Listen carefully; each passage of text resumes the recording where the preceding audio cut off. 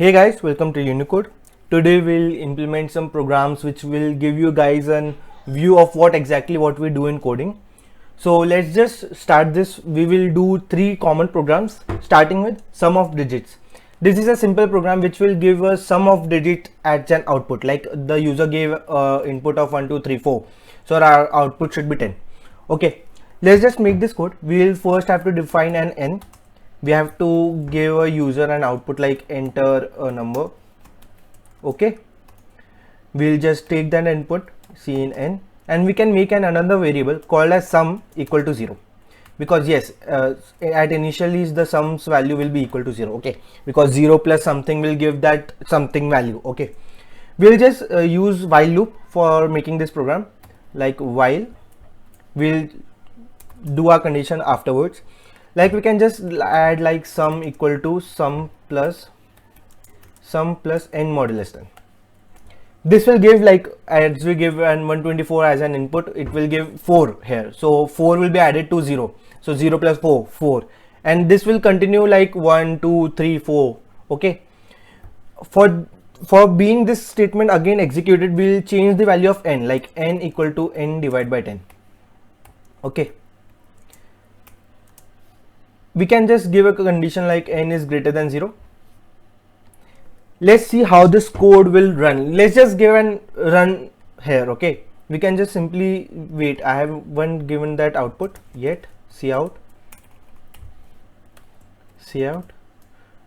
sum of digits. Okay, let's just give this code a run. 1 2 3 4. We can see that output as 10. Okay, that's as simple, because 1 2 3 4 modulus 10 equal to 4, so sum will be changed like 0 plus 4. Okay, and here our n's value will be changed to 123, because 1234 divided by 10, it gives an output as 123, and then we have changed the value of n as 123. Okay, still the n is greater than 0. Condition checked, then it ran this statement again, like it will add 3 here, and it will change its value like 12. Then again it will go up, n is greater than 0 still, therefore it will add 2. It will change the value like 1 and will add plus 1. Now finally, when 1 is divided by 10, our n will be equal to 0. Okay, our n will be equal to 0, and this condition becomes false.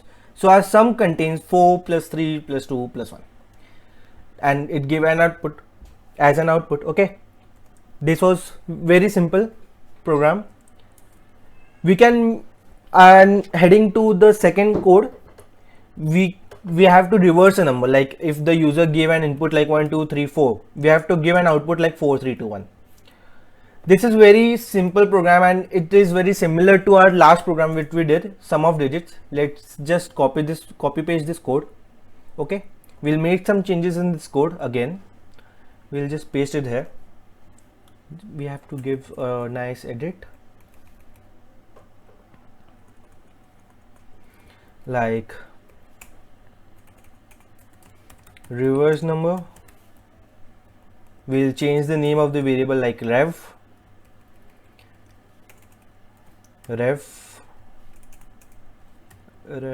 and ref. Okay, there is a very slight changes in this program, like into 10. Okay, let's just give this code a run. Like we'll give an output like 1 2 3 4. You can see the output like 4 3 2 1. We'll just direct it for one or two values of 1 2 3 4. What it came here, like 0 into 10 plus 4, so our value of ref becomes 4. Okay, here, and our n divided by 10, like it gave a value of 1 2 3.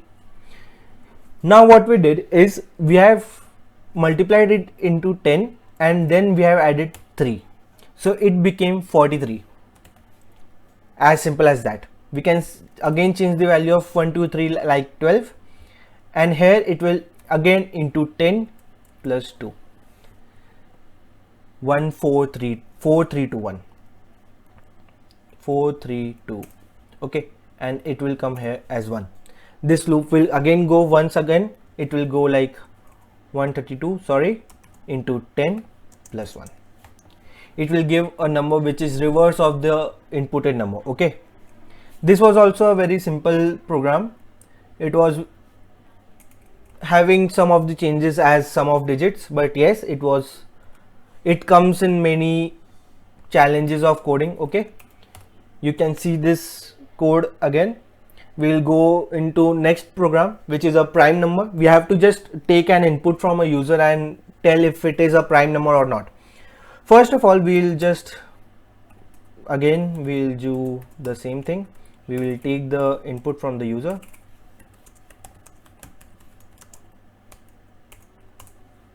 CNN. For this we will use for loop. Okay, so what is a prime number? If number has only two factors, that is 1 and itself. Okay, which means that it has none other factor from 1 or to n. Okay, so we'll just use a for loop. We'll have to first declare a variable like I equal to 2. I is less than n. Any number which is less than n can be a factor of n. Okay, and then I plus plus. We can make a variable like flag. Flag is a concept used in programming. Like, we have given it a value, you will understand its use in the next step. We'll just use a condition if n modulus I equal to 0. We'll change the value of our flag equal to 1. After the loop, we can just simply write here like if flag equal to 0, cout number is prime, else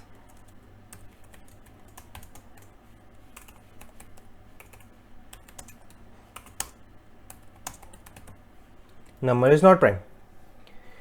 Let's just understand this code. Okay, when a number like suppose if I gave a number like suppose 17. So what we do to check it if it is a prime or not, we'll just divide it by 2. We will divide it by 2, 3, 4, 5, 6, 7, 8 and so on. What will be the last value that you will check if we have 17 as an input? Okay, we'll check 16. Okay, if any number between these numbers divide the 17 and given a remainder equal to 0, then our number is not prime. Okay, so if I can say like flag equal to 0, if our flag will change the value as 1, so this condition will be false and it will go in the else statement and will print number is prime, number is not prime. Okay, this is the simple logic which we use in coding. Like, if we just give this code a run, like if I give like 33, number is not prime because yes, it is divisible by 3. We can check another number like 23. We can see the number is prime. Well, this code is not as efficient as we think. We can just use a control statement over here, that is break. Break is commonly used for breaking the loop. We have to terminate the loop as it is at that point. Okay, we can just simply use like break. If a single number give a remainder of 0 when divided it by n to n, okay, we have to break that, because even if we get an extra, if we get an 1 factor that is not equal to 1 or not equal to n, then a number is not prime. We don't have to check furthermore. This break statement will break the loop. Okay, this break statement will break the loop and come at this position. Okay, let's just run this code. We can see like 54, number is not prime. We can check like 19, number is prime. Okay, even this code is not as efficient as it should be, because we can just think like, if we check 17, do we have to check 15 for checking 17 is a prime or not? We don't have to check 15, because 15 minimum multiple will be like into 1, that is 15, and if we just like into 2, it will give us 30, that is 30 is greater than 7, that is 15 into 2. We have to focus on this 2. Okay, just see like 17, what's the half of 17? Like 8. Okay, do we have to check 9? 9 into 2 will give 18. So any number greater than n, that is any number that is greater than 9, if give an into 2, which will give a number which is greater than 17, right? Because like this, like n is into 2 is greater than 17. Okay, we can just simply write like n is greater than 17 by 2. This will not be a condition, so this should be the condition which we have to make, which we want to get it false. Okay, so we can just write here n is less than n by 2. Sorry, I is less than n by 2. This code will check only till 8. 8 into 2, 16, and if we go furthermore, 9 into 2, that is 18. Any number greater than 9 will give a condition like false, because if we even give like 10 into 2, this will give a 20, which is greater than 17. Okay, so this code that we have written here is the most efficient program to find a number is prime or not. We can just run this code like 54, it is not prime, and we can just run this code again like 23, number is prime.